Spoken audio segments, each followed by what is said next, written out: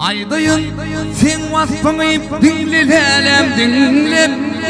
ağlamasın garip gönlüm bir yıldır ay güllep Aydayın sen vasfını dinlelem dinlep ağlamasın garip gönlüm bir yıldır ay güllep Güleligim yarım yürü değil şanım yaktı beni divarım Ay gülelik yarım halim yaktı beni divarın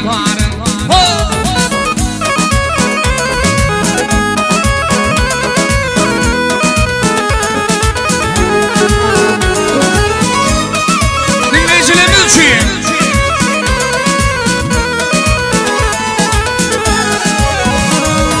Dilep bilin kuşu sonunda yaktı beni gülüm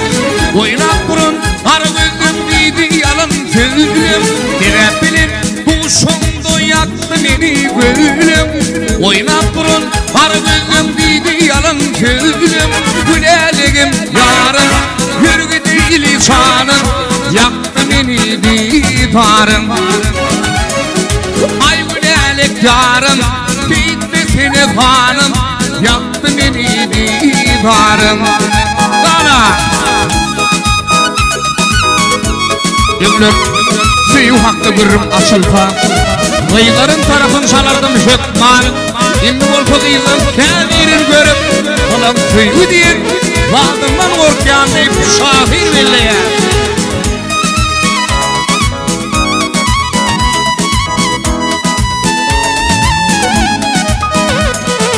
Yürgü deyli bağa tarap Hayran kalsın bile karap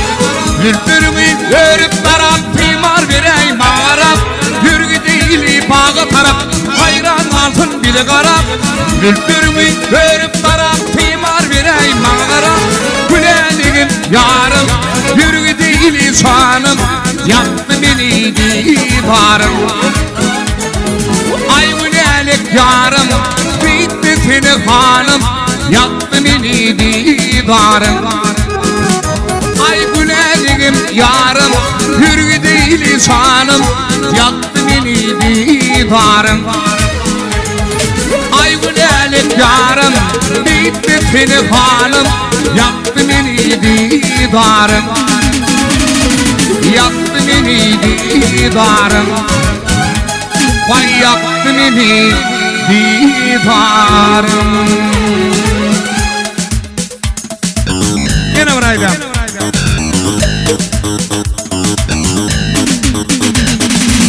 Gel kömlümden sana öğüt vereyim İki dilli bir vefalıyla döndürdüm Gel kömlümden sana öğüt vereyim İki dilli bir vefalıyla döndürdüm Fatmatımda ne olursa ona göreyim İki dilli bir vefalıyla döndürdüm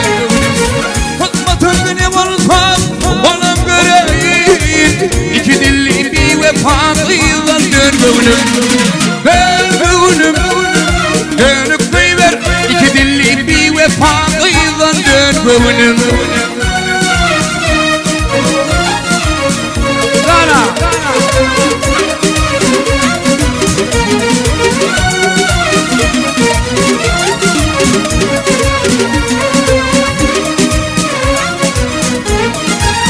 Arzum alnımdan gün dolsun İkimizden birisi bakıya olsun Arzum alnımdan gün dolsun İkimizden birisi bakıya olsun Ayrılığa tüz gelip dökmüğün yaşım